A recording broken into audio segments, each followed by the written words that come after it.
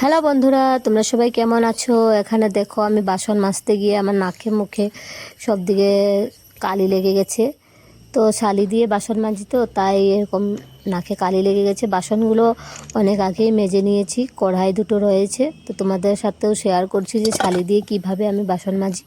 তো তোমরা দেখতে থাকো বন্ধুরা। এখানে দেখো আমি ভীম বার আর একটু ছালি নিয়ে মেজে নিচ্ছি।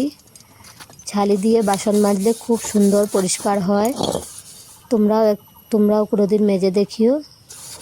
অনেকেই হয়তো এটা পছন্দ করে না এভাবে বাসন মাজতে।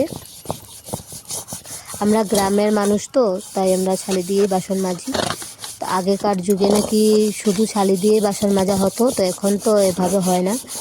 এখন কেউ একটু সার্ফ আর ভিম বার নিয়ে তারপরে ছালি দিয়ে তারপরে বাসন মাজে।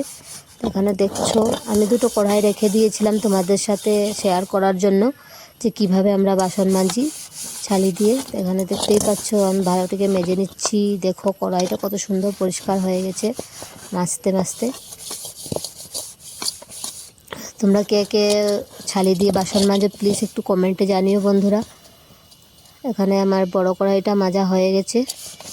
দেখো আমি কত কত ছালি দিয়ে মাজছি, পুরো নাকে মুখে এভাবে পুরো কালো কালো হয়ে যায়। তাও কি করবো বন্ধুরা, বাসন তো মাজতেই হবে।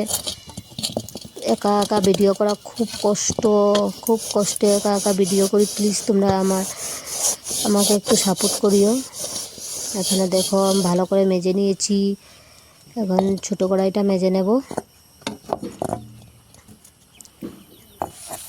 তোমরা আমার ভিডিও দেখো কিন্তু লাইক করো না বন্ধুরা। প্লিজ আমার চ্যানেলটাকে একটু লাইক অ্যান্ড সাবস্ক্রাইব করে দিও। তো এখানে দেখো ছোটো কড়াইটা একটু বেশি কালো ছিল, ছোটো কড়াইটাকে মেজে নিচ্ছি। দেখো এখন মেজে নিয়েছি, খুব সুন্দর পরিষ্কার হয়। তোমরাও চাইলে মাজতে পারো, ছালি রেখে দিও তারপরে মেজে নিও। তো এখানে দেখো আমার হয়ে গেছে মাজা, এখন আমি ধুয়ে নেব। তো আজকের জন্য অতটাই বন্ধুরা, টাটা।